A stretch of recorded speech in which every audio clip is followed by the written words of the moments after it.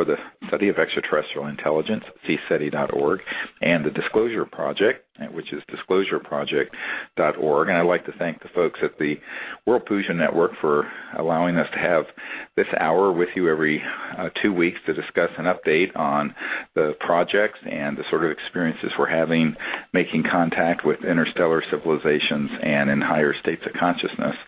And I'm really excited to have with us today a member of our contact team who lives in New York, and it is Marilyn Havaki, and she is a clinical psychologist and works with the trauma and psychospiritual approaches to healing and wellness. And she's been a member of our contact team in that area for a couple of years now, since first coming on an expedition with us, I believe, at the Outer Banks. Is that right, Marilyn? Correct. So thank you very much for being here and being willing to share your experiences. And I think that what would be really great is for people who are listening for the first time, if you don't really have a background in what CSETI does in terms of our contact protocols, you may want to look at those at cseti.org. There's also an app now, if you have an iPhone or an iPad, where you can download the protocols from the Apple iPhone store, iTunes store, and learn those. But we basically have, as all people in the World Puja Network understand, we've developed a protocol for using the non-local expanded state of awareness to remote view the presence of extraterrestrial civilizations, make contact with them, and also document these contacts, which have been increasing exponentially over the last couple of years, over the last 2 or 3 years in particular. And I think that understanding how we do this and why we're doing it has to do with understanding the fundamental reality of consciousness, and that is that the mind whereby everyone is awake is actually a singularity. And by using meditation techniques and approaches, you can settle into a quiet state of consciousness that plugs you into this universal communicator, as I call it, this sort of unbounded, infinitely connecting quantum hologram that is the mind within. And that silent mind within allows us to then not only see the extraterrestrial vehicles and civilizations and people and beings, but then also we have a protocol where we utilize a streaming of consciousness. I call it coherent thought sequencing, where we make contact with these extraterrestrial civilizations because their electronics and their communication systems actually interface with pure thought.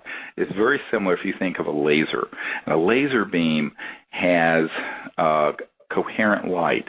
So if it's a green laser, every wavelength, and it's a green spectrum, they're all synced up coherently as opposed to scattered like normal white light.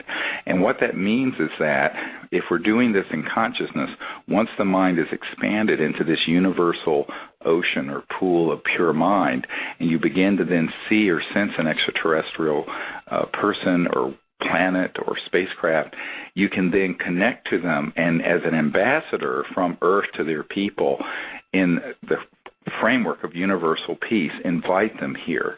And that's what we do, and we actually show them visually where we are. So we will show them, let's say if you're in New York, you will show them the Earth and then North America and zoom into New York and exactly where you are in some meadow, someplace, wherever it is you may be. And you just do this in a streaming of coherent thought. And you do this also with a group of people, and this is the contact team concept that we've developed. And what's interesting is that the reason the technology works and that the protocols work is because any interstellar civilization that's going from one star system to another have mastered the science of consciousness. And the science of consciousness is the great science that's emerging for the next 1,000 years of human existence, or thousands of years.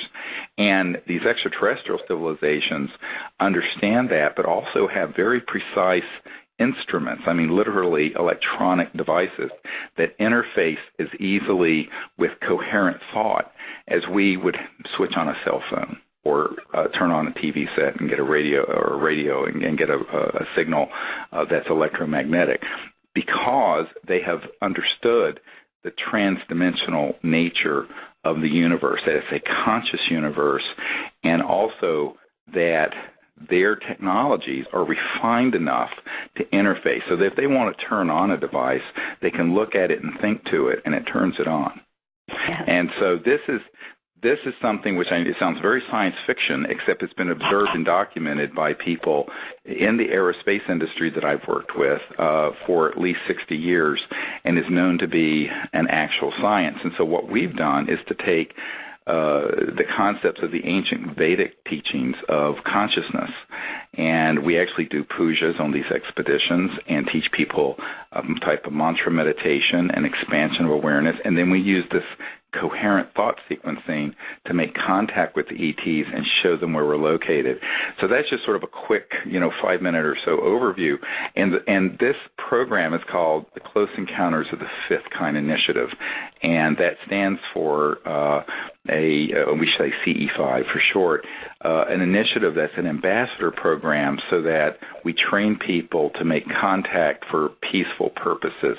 And we do not discriminate against any civilization out there. It's our conclusion that they are all highly evolved civilizations, and that we're ambassadors of universal peace from Earth to them, and that the reason we're having these amazing contact experiences as a team all over the world, thousands of people now are doing this, is because the extraterrestrial civilizations want to have peaceful contact with humans, and our State Department isn't doing it, and the UN isn't doing it, so we the people are doing it.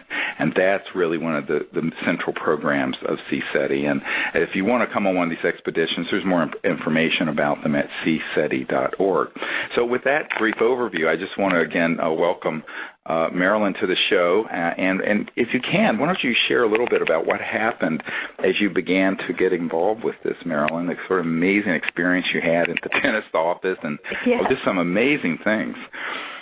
Well, I was reading Dr. Greer's book, and I was sitting in the dentist's office, and my mouth was getting numb from Novocaine, and I was reading the part in the book about the CE5 protocol. And right in the middle of my reading, I hear this beautiful music coming over the loudspeaker system in the dentist's office, and it sounded like space music, but it was just beautiful. And the technician came in and said, "Oh my gosh, that music is beautiful." And I said, "Oh, you guys have such great music." And she goes, "That's not our music."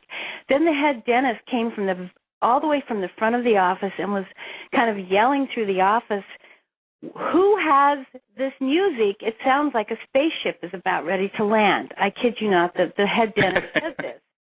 And so finally the technician said, "Even though it's on the speakers, could you look at your cell phone?" And I opened my purse and I looked at my cell phone, and sure enough, the music was coming from my cell phone, somehow being projected on the speaker system. And I opened my cell phone, and there was a picture of a silver sphere with hieroglyphics going down the sphere. I didn't recognize what they were, but they were hieroglyphics, and the music went on for about 5 minutes, and then it stopped, the picture left, and to say the least, I was kind of shaken, and I said to the technician, I have to tell you this, I'm reading Dr. Greer's book on CE5 contact. And I left the dentist's office, and maybe 1 week later, it happened again. And this time I was with my partner in the office, and luckily we both saw it, and thank goodness I had a witness, and there it was again. Again, it went on for 5 minutes. There was a picture of this wonderful, beautiful sphere with hieroglyphics and this just outrageously beautiful music. So I went to Verizon, and I said, "Can people send you ringtones or pictures like this?" And he said, "Not on your phone." He said, it's technologically impossible. But he kind of thought I was a little kooky, and then it happened 2 more times. Oh my God. At this point, I went to another Verizon technician, and this guy was pretty interested. So he said, "You know what, we have a way of looking up," and I kept, Stephen, the dates and the times. And so I gave him the dates and the times that this music had come in. He looked up my record. He said, there is nothing on record, and it is technologically impossible for what you're describing. Correct. And luckily I had witnesses, and at that point, after the fourth time, that's when I said, I'm going to Dr. Greer's expedition in the Outer Banks in, I believe it was May of 2009. Right. And after that, my phone never did it again. Yeah, they were calling you literally and physically and metaphorically. And that is an amazing story. And there's so many people who've had stories like this where once they begin to lock into the consciousness of this and the ETs want them to be involved, the most bizarre and technologically, by human standards, impossible things happen with electronics. I mean, everyday electronics or lights or what have you.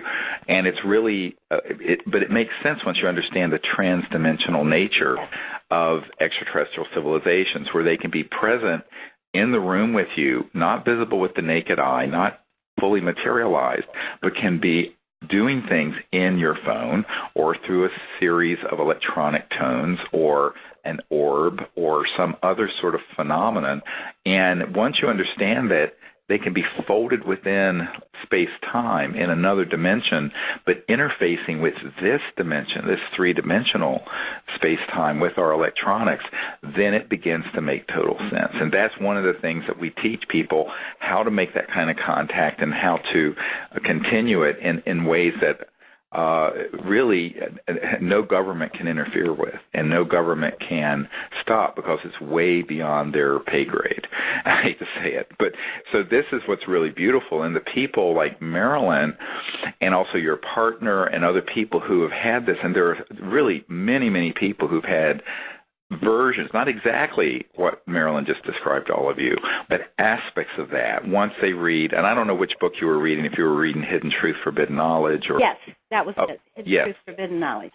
Yeah, there's a book that I wrote a couple years ago called Hidden Truth, Forbidden Knowledge, which is sort of autobiographical, but it describes all these experiences that I've had, and it starts out with my childhood and the contact that happened, and it's a pretty quick read. You can get it at disclosureproject.org, and now I think it's in 7 languages now. But what's interesting is that once someone gets it, but it'll happen in these ways where even mass witnessed events like that will happen, like in your dentist's office, where the dentist is going, it sounds like a ship landing, which it was. Yes. So that is a really amazing. When I first heard that story, I thought, well, you guys are supposed to be involved in doing this, no question, that they were calling you literally and metaphorically. Well, and Stephen, I knew this when we decided to come to your expedition. The phone calls ended. That was it. You're meant to go. You get it. Now you got it. Okay. Right, exactly. And then at the Outer Banks, we had amazing contact events happened where craft were filmed, and where they were fully materialized in the sky around us, and what have you. And this is the sort of thing that when people come on these expeditions, I mean, everyone's sort of going, well, or do you have a sighting of or something like this happen once a decade? No, it's every day and every night. It becomes like this amazing sort of flow of events that takes place, but it taking place interdimensionally and multidimensionally, and it happens in consciousness. People will go back to their hotel rooms, and I remember about a year and a half ago in Florida, we were out, and this man who couldn't come out one night, he wasn't feeling well, and it was kind of cold and windy, and I think this was in 2010, it was at Marco Island, and he went into his hotel room, and he says, well, if you're here with me, do something that's just unmistakable.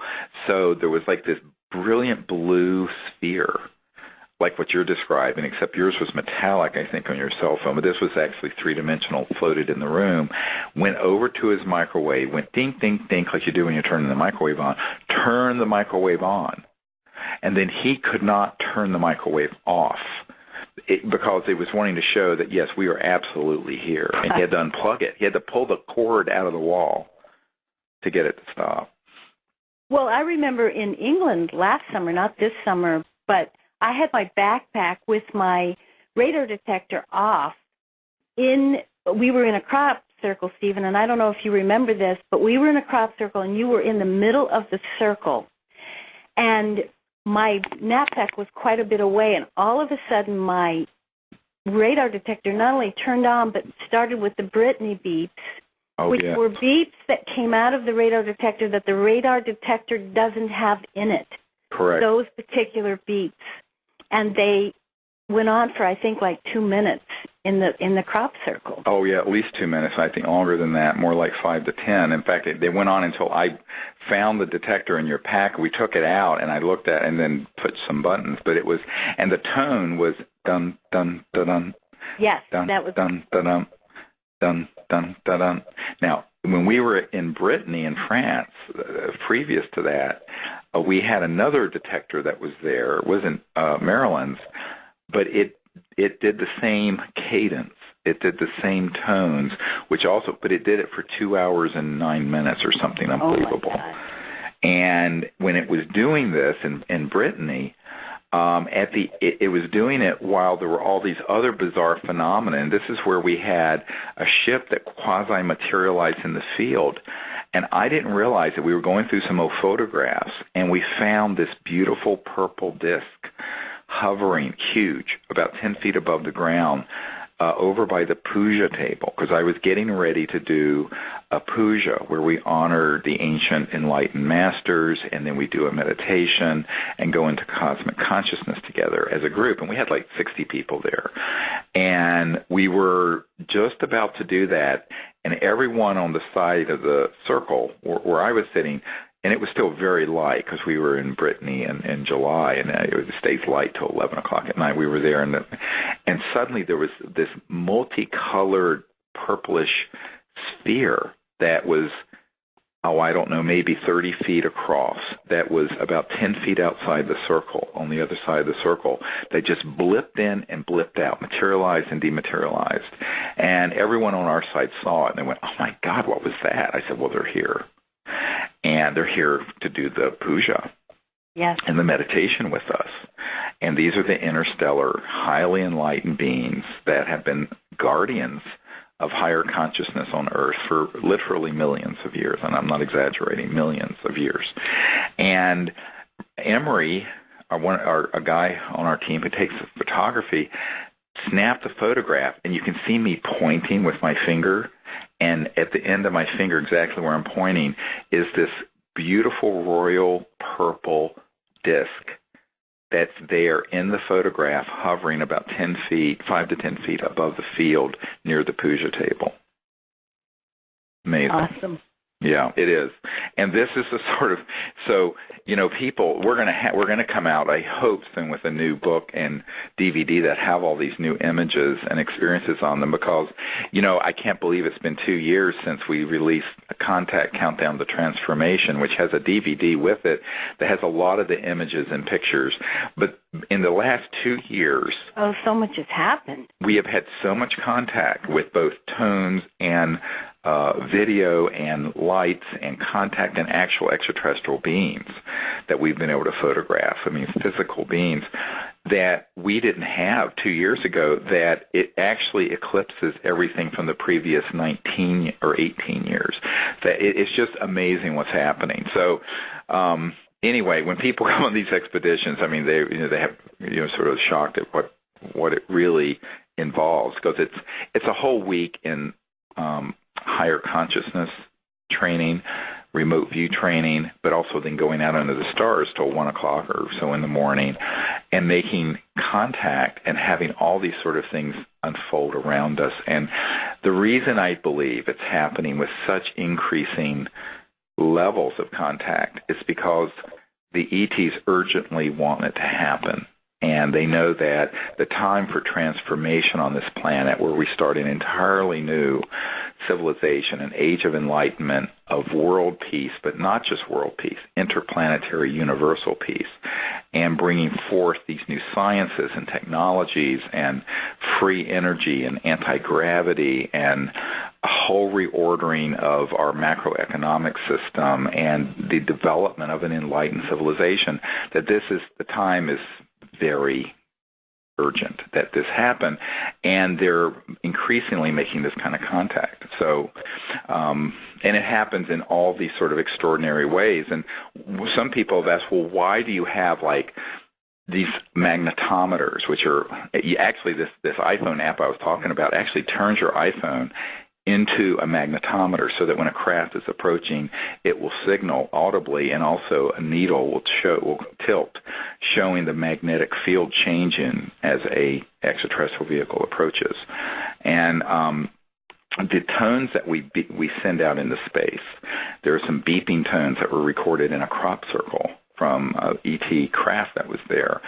That is sent out into space, and that actually can be played from the iPhone or from the iPad.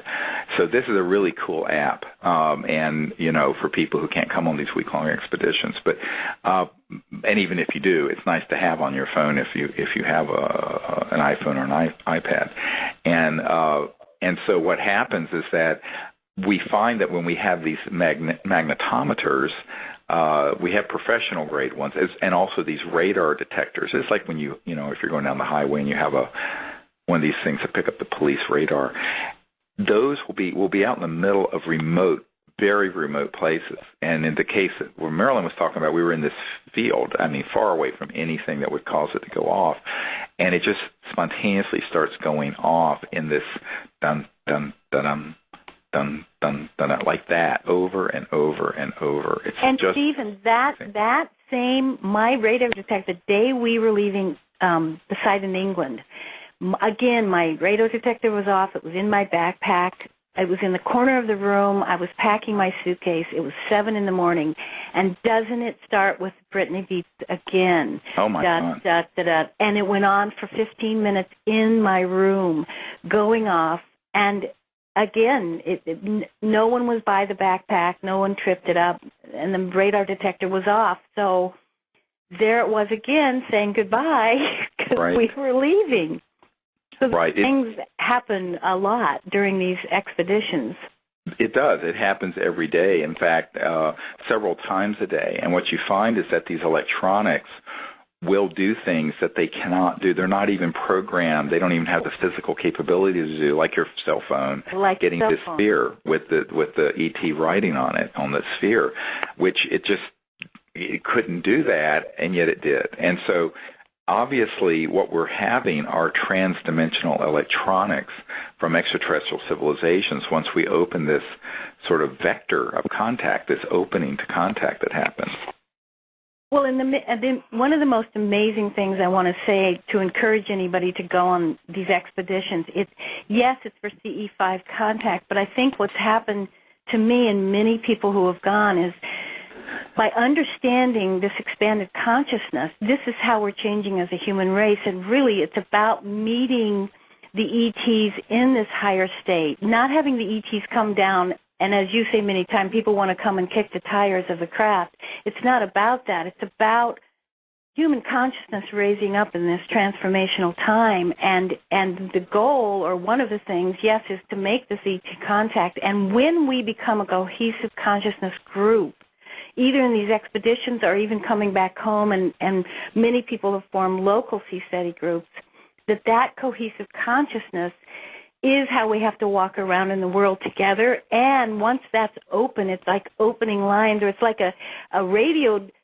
tower that is so expanded beyond your local area. It's expanded not only in the world, but it's expanded out into the galaxy, and that's why we can make contact. And that's why people can go home when they follow your protocols and continue to make contact. Absolutely. Which we have done. Yeah, why don't you share some of the other things that have happened? It's so exciting. You're part of this team in New York, and then you've had other experiences in other places with CSETI. Well, we have this local CSETI group, and we have gotten quite cohesive together. And one of the most exciting nights, we were out at our house in the country and in the middle of nowhere, and we were doing a very intense one-of-your meditations, and one of the members opened their eyes and saw this incredible craft. It was probably only 1,500 feet above, and it came across the sky, and it was probably there 20 to 30 seconds, and which is a long time, and it had a golden craft in the front with a green-blue tail streaking out the back, and it went across the sky enormously close and enormously slow, and that was right after we had just come to an end of a very beautiful meditation. And our group can be, if it's rainy weather, we can meet inside, and we've had balls of light come through when we're sitting inside meditating, coming through one window and leaving out another, and then right afterwards, enormous lightning in the middle of winter. And in New York, you don't have lightning in the winter typically, but the sky was filled with lightning after that. And so even indoors, we've had amazing kind of experiences. But recently, I was at a family cabin in Minnesota, and a couple of the CSETI members from this local area were traveling through to go to Washington. And so they stopped by, and we had a CSETI night in the wilds of Minnesota. And we had amazing contact. Again, a craft came very, very close that looked very similar to the one that I just described. Then we saw another craft that split into two and then split into three more craft. And so we had an amazing night, and we kept, every night after even they left, we kept seeing lots of craft. Well, wouldn't you know, in the local newspapers, in the next few days, there were all kinds of reports that people called the police department and the newspaper saying that they had UFO sightings.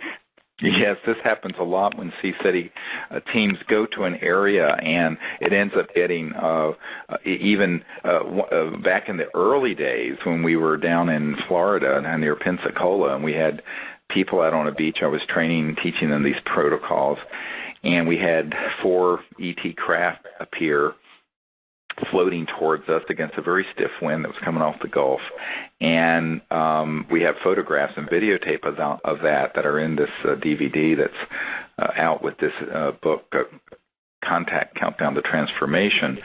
And again, all of that is at disclosureproject.org. There's a place where you can order those if you're interested. Well, what happened was that ended up being reported not only to the police, but the local newspaper had a photograph of this craft on the front page of the paper the next morning. So this does happen. And there's another event that so many people have heard of called the Phoenix Lights, which is when these massive objects were seen over Phoenix back about 1997. And that was a CE5. A lot of people don't know that. I was there with Sherry Adamak. We were making contact, but also putting together the best images to give to members of Congress that we were briefing, and in April. And these were the closed briefings we did for Congress before Disclosure Project occurred in 2001. And we were, there were going to be, and there were members of the House and Senate there, and also there were chair people of committees there, as well as representatives from the White House and the Department of Defense and other things. So I really wanted to put together the very best video and photo evidence we could find. So we were making this digital master reel of these images, and I did this CE5 contact as I was arriving into Phoenix that night and asked the ETs to do something spectacular and unmistakable that would be documented. And we were literally there, and where we were in Tempe was the digital lab where we were working. This was the epicenter of this event. And of course, they got to be known as the Phoenix Lights, and eventually it got out in the media that this happened. But that was actually a close encounter of the fifth kind, a CE5 that we had done. And so sometimes it does make its way into the media, and often it doesn't. But the fact is that it doesn't really matter. It's happening every time we go out and do this. And because the ETs are always with us, because they want to have, I tell people it's not that we're so special, it's that the purpose of what we're doing is special. And there aren't a lot of people who can do this free from fear and prejudice and in a higher state of consciousness and without a lot of political and other agendas operating. And what the ETs are looking for are humans to be points of contact on Earth. And if you understand that, and if you understand the philosophy behind being an ambassador to the universe that's peaceful and that uses higher states of consciousness, and then even though the people, when they first hear about these protocols, it sounds very complicated, it really isn't that difficult. I mean, Marilyn, you can talk about your experience with going into these and how you learned them. Well, I'll tell you, the protocols are magnificent, and it has changed my life coming to these expeditions over the last two years in terms of my own expanded consciousness and my ability to go there and to remote view. Yes. And one of the most amazing remote views, I think, was in Marco Island. When was that? This past spring. Yeah, it was just in March. Right. And in the morning I had remote viewed that all the civilizations that had ever visited Seti were going to come that night.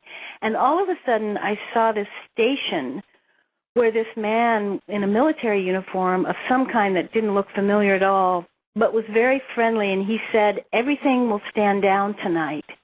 And a spectacular event I'm going to let happen because I'm sort of the one that's guarding whether the military stands down or not.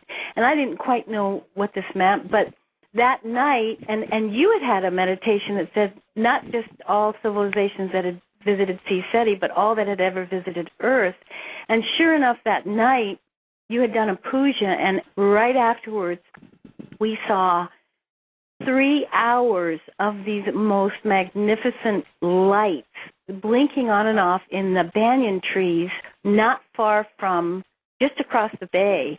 And this went on for 3 hours, and I remember standing at one point and feeling touched and even hearing my rain jacket crinkle because it was a windbreaker as I felt touch, and it crinkled exactly where I was touched, and then I felt lifted off the ground just slightly and put back down. And it was the most amazing experience. And sure enough, I mean, that night there was so much, probably the most contact that I had experienced on a Seti event. Oh, yes. And that's... Go ahead. Yeah, go ahead. Well, and then what was most interesting to follow up, the next morning I had another remote view of the same station, but another guy was on, and he felt absolutely evil and not good, and he communicated that, watch out tonight. And that following night, we had the helicopter come across exactly where we had seen the lights, or nearby us on the beach, strobing this light in a very mysterious way, strobing all across the beach. And our activity that night was very limited. So it was interesting. Oh, yes, and this is exactly how this unfolds, is that a lot of people are astonished when they hear, of course, there are the National Reconnaissance Office, the top secret spy agency that runs the satellites, and they monitor what we're doing, but there are people friendly to what we're doing that sometimes will, shall we say, stand down those systems, and there will be a lot of activity. This particular night that Marilyn's talking about, and this just happened in March at Marco Island. And by the way, those of you who want to come next year in April, we're going to be there for a week at the same location on the Gulf of Mexico. And the information for that is at cseti.org, cseti.org.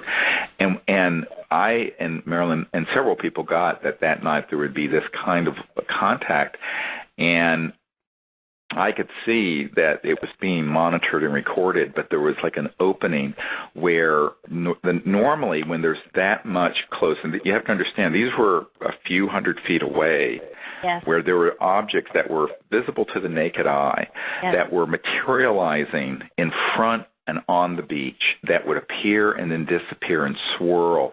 And this went on not for a few seconds, for 3.5 hours, and we have videotape of it. Now, this is all material that's will be released in this new release of documentation. What was fascinating about it to me is that towards the end of it, some people came into this station that you had remote viewed, or this man who was more friendly, and took over, and boy, were they angry. And I could feel they were really mad that this happened. And the next night is when we had this very classified helicopter come over loaded with electronic warfare stuff that came right exactly over the area where this transdimensional flotilla, I call it the emergence, where there were literally hundreds, thousands of objects that materialize and dematerialize, over 3.5 hours in this very specific area. And that's exactly where that helicopter came zooming through, loaded with some kind of bizarre electronic warfare technology. And we actually filmed that chopper, and there's no question that that's what it was. And this has happened before. I mean, a few years ago, we were at Joshua Tree National Park, and we had a brilliant object appear about 15 feet over our circle at exactly the point where, in the meditation, Marilyn, where I take people into universal consciousness, and we're doing this visualization of the earth and connecting to the higher consciousness of the great being and the ET civilizations to heal the earth and transform the earth. And there was this brilliant object that burst forth out of higher dimensions into 3-dimension, and it was so bright that people who had their eyes closed could see the veins in their eyelids. Within minutes of that, there was a jet that came in from the area of Edwards Air Force Base over the national park, and this is illegal, at 200 or 300 feet. That was huge. It was like the size of a 747, loaded with electronic warfare gear. And I mean, it came in at stall speed. I don't even know how it stayed in the air without crashing. And it was putting lights all over, checking because they were trying.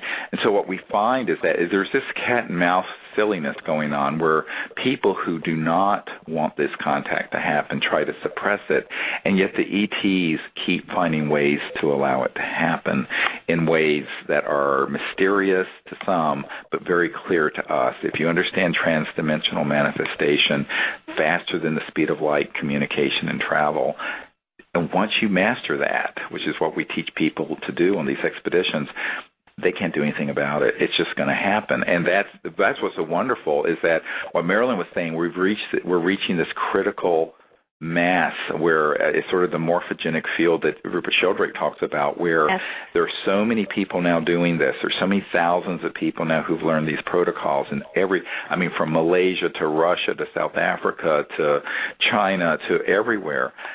What you find is that this is happening in a way that is really beyond the ability of these control freaks who've been keeping this information secret for 60 years to maintain control of it. Now, that makes them very angry at me, but too bad. I mean, I'm used to that. I mean, I'm the guy everyone loves to hate. If you like secrecy, you do not like me. But the point is, I also head up the Disclosure Project and the OrionProject.org, so, there are a lot of reasons for people not to like me. But the point is that, Well, the main reason, Steve, is because you know the truth. Yeah, I know the truth, and I'm not. And you know how to teach people the truth, and now there are many thousands of people who also know the truth, and the other thing is that extraterrestrials show up in your meditations, and nobody can block that either. They show up, and you can begin to have a relationship in your meditations, as you've taught us to do. And I love it because in England, I remember one night you said, they may show up in your meditation, but when intuitively you feel they're around, take your camera without a flash and take a picture. Right. And one morning I had been working with this wonderful ET who was a blue being, and that night we were sitting in, again, a crop circle in England, and I just felt this wonderful being very close by. I took my camera, took a picture, and sure enough, in the picture there is a blue being. Right. Unfortunately, I shook the camera when I took it, so it's a little blurry, but there is no question about this blue being showing up in the visual spectrum of the camera. Absolutely, and that's actually Hal Raven, who's a member of our team in Orange County, when we were at Joshua Tree about a little less than 2 years ago. It was in November of 2009, and we had this sphere that materialized out in the field with us in this really remote place in Joshua Tree National Park. And we had gone out on a break, and it was the size of maybe a softball. and it was sort of a golden, whitish sphere, and it was floating beside me. And several people saw it, and then it vanished. And I said, oh, they're here. And so I said, well, let's invite them back up to the circle where everyone was. We had 30 or 40 people. And now we're limiting this to like 25 people because it was too many people for me to manage, frankly. And so then we came up, and suddenly we heard 3 or 4 extraterrestrial voices. They weren't speaking English, but it was in the desert, just outside of where our circle was, where there were no humans. And I have very advanced military-grade night scopes, the ones you have to fill out the Homeland Security papers to get. And Marilyn's looked through them. They're amazing. You see anything, everything. There's nobody over there, and yet you could hear these just a few seconds or moments of this sort of talking. And I heard 3 or 4. Most people heard females, but I heard one male. Well, Raven goes over, and she just has a fairly inexpensive single-lens reflex camera, 35 millimeter, and she didn't have it on tripod, so she literally she did it so that the lens was open for about 4 seconds, and she knew they were over there because we had all heard them. And so she held her breath, literally held her breath when she took the picture. And in the picture, which is at cseti.org, there's an orb and a cone of light, and then behind our chairs, which were empty because we were all standing, is this extraterrestrial being whose name is Bijou. And he told us he was from the Andromeda galaxy, which is about 2.5 million light years from here. And it's a man. And he's floating in the air, turns at the waist, and is looking at the camera. You really need a good high-definition screen to see the quality of this, but it's in the photograph, not a Photoshop thing. This is for real. And so, but the way that happened was that we felt they were there, even though they weren't fully materialized in this dimension. Raven asked these ETs if she could take their picture, and this ET obliged, because he clearly turned and was sort of smiling at her, looking straight at the camera. And that's how it happened. Yes, well, several members of our local group have taken pictures, again, from that intuitive place, and have amazing green orbs and blue orbs, and it's not dust. They're the real thing, and streaks going across the screen that are totally unexplainable. And it's in this meditative state when you feel intuitively that you know you're beginning to make contact, and the camera shows it to be true. Yeah, and you know, the other thing to remember is that because they understand our technology, even if our scientists don't fully understand theirs, they can utilize our technology, whether it's a camera or a video or a radar detector or a magnetic field meter or any other electronic device, to signal to us and to contact us. Now, obviously, you know, we've had craft that fully materialize in this 3-dimension. They're there and everyone sees it. But often, depending on whether or not there are military objects, you know, craft doing reconnaissance, or whether there's interference and all this sort of thing, they may do things in ways that are very subtle but mysterious, and but at the same time unmistakable, just like what happened with your cell phone. I mean, this is something that, you know, is amazing that, you know, there was, when you first described this to me, that there was this sphere with this sort of hieroglyphic writing, which is exactly what was described by people who saw the materials from the ET craft that was shot down near Roswell in 1947. By the way, it was shot down. It was not with a missile, but with an electromagnetic Tesla-type coil that was in a radar dome device in the 40s. So what we're finding is that these extraterrestrial civilizations have to be a little bit careful, because there are many times that they have been fired at or pursued. We have actually had jets scrambled into our location after one appears. But they're willing to do this. And what was amazing at Marco Island is that this was allowed to go on for over 3 hours. It was about 3.5 hours, actually.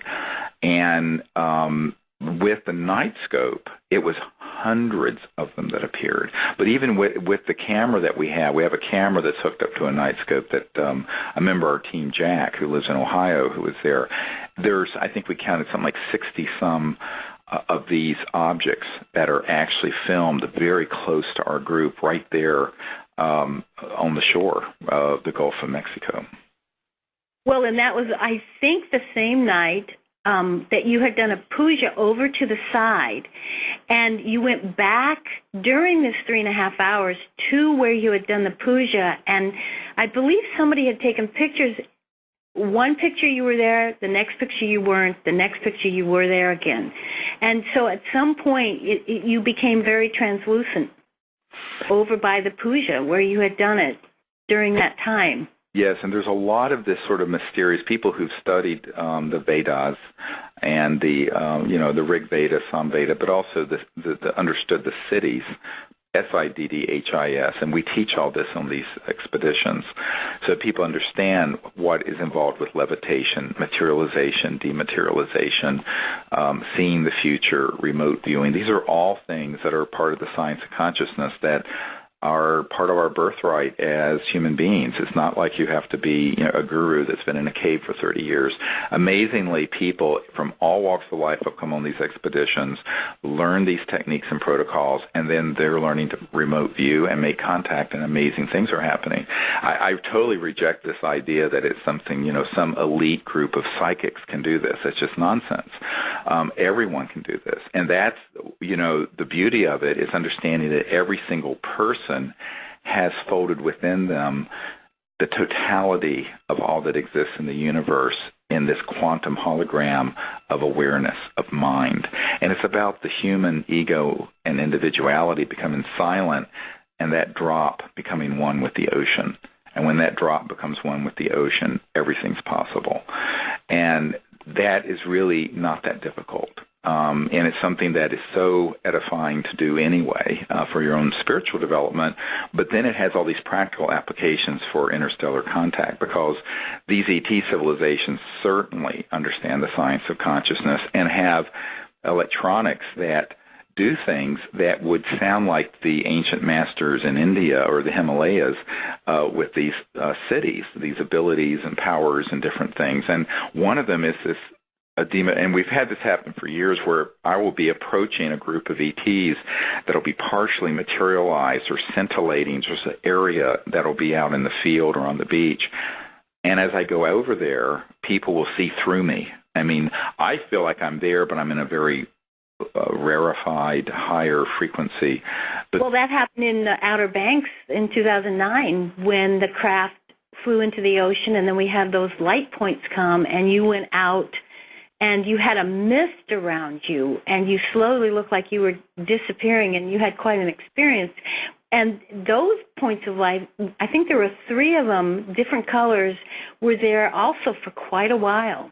Yeah, that was an hour that we filmed these 3 objects that were actually ET beings that were in this big craft that came up from the ocean, and it was transdimensional. But these were seen with the naked eye, and we filmed them, and they were there for an hour, at the end of which I walked over to them to thank them and welcome them, and I sort of merged into their dimension and partially dematerialized. And it was very emotional for me because it was clear to me that I could have left and gone, but of course I have family here and I have the work I'm supposed to be here. But I actually burst into tears, Yes, I remember that. That was quite an amazing night. And we had hundreds of flotilla right before that happened in the horizon, in the north and the west. It was amazing. Literally hundreds of them in space. Yeah, like a guardian flotilla that was protecting this event taking place on the beach. That videotape is on the DVD that comes with the book that's at disclosureproject.org, and it's called Contact Countdown to Transformation. And so, these are the things that are happening just all the time. And, it's of course, I've been doing this since I was a teenager, and the book Hidden Truth, Forbidden Knowledge, I describe how when I was, 17, I had this near-death experience, and after that, learned meditation in higher states of consciousness, and then had this contact up on this mountain in North Carolina. And that's really where these protocols came into being, is where the ETs and I kind of co-created this technique to use the ability of the human mind to experience cosmic awareness, and in that expanded state of higher consciousness, use this coherent thought technique to contact them and invite them into wherever you are, wherever you happen to be located. And it works.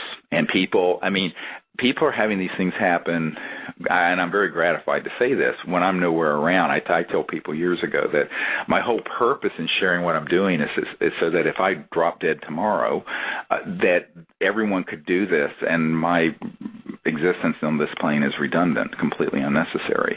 And I think that, and I mean that sincerely, that what I've tried to share with people is that everyone has the ability, both in their consciousness and in the techniques and their toolbox, to do this, and no force on earth can stop it. I mean, no matter how, frankly, evil some of these military-industrial programs are to try to suppress this, they can't.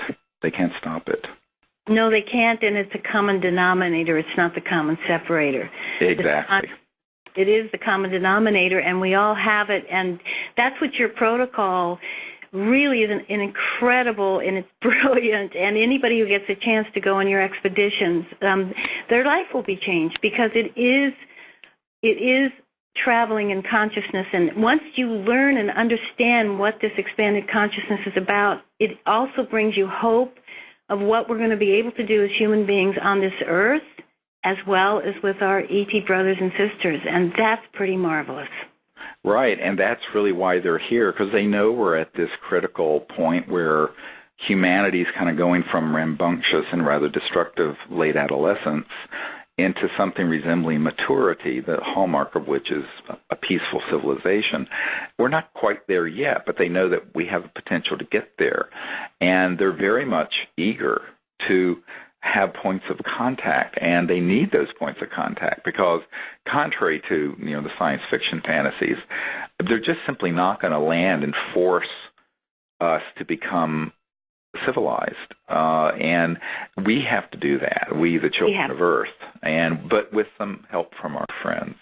And this is one of the real messages I've gotten, is that we have the ability to do it, but we're never alone and can be assisted on multiple dimensions, not just extraterrestrial, but also the angelic realm and the realms of those who have passed into the worlds of light before us, like Sherry Adamak, who worked with me so many years. She's been very involved in assisting with some of these contact events, even though she's in her body of light in the astral worlds of light. And what you realize is that it's an unbroken string of life and consciousness that strings to infinity, and that we're all part of it. There's no separation except the barriers that we intellectually construct.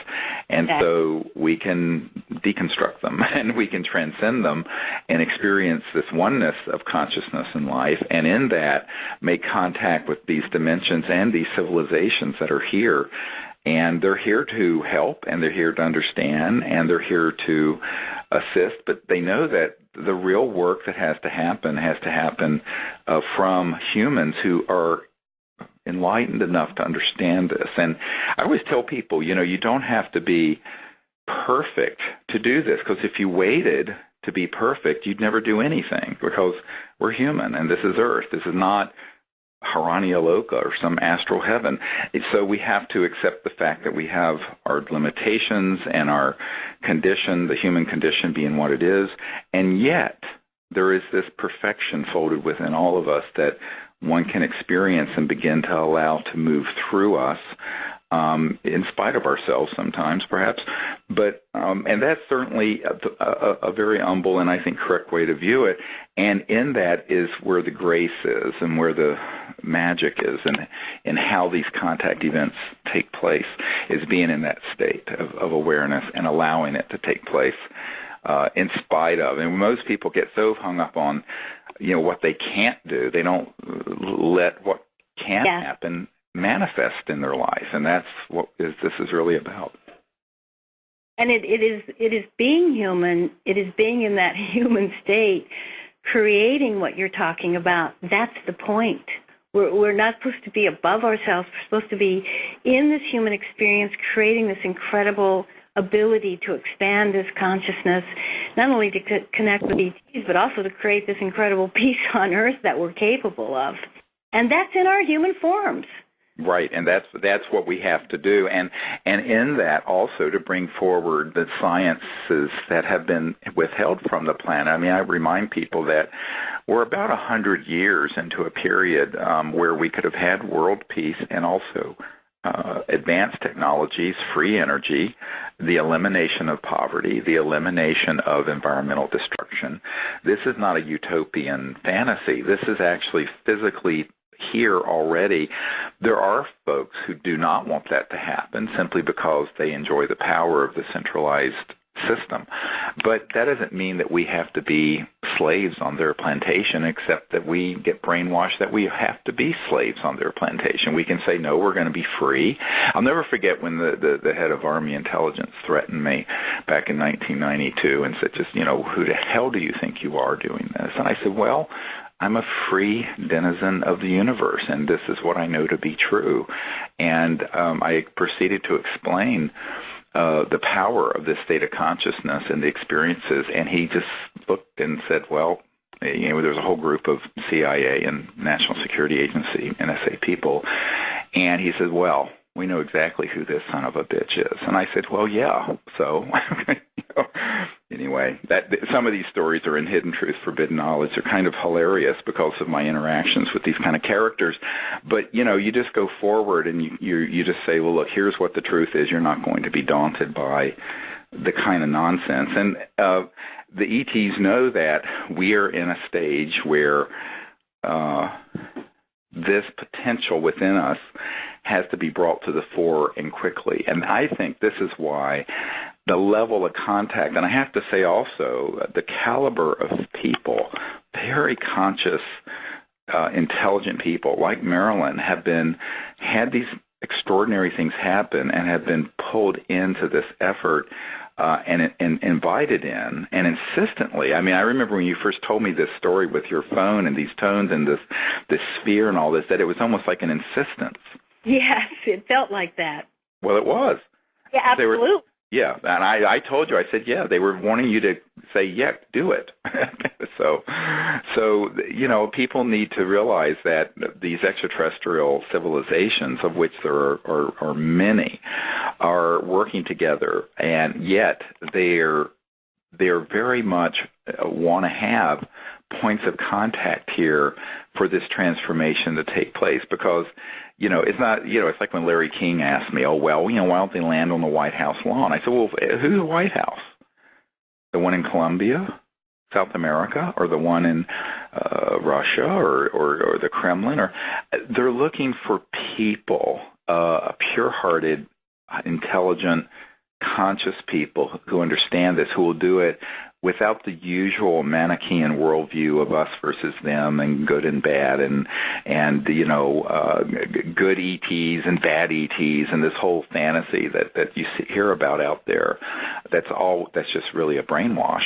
And say, okay, we're going to move into a time not just of world peace, but of universal peace. And we're going to have contact with all these civilizations, and we're going to live together peacefully, not only in Earth, but also in space.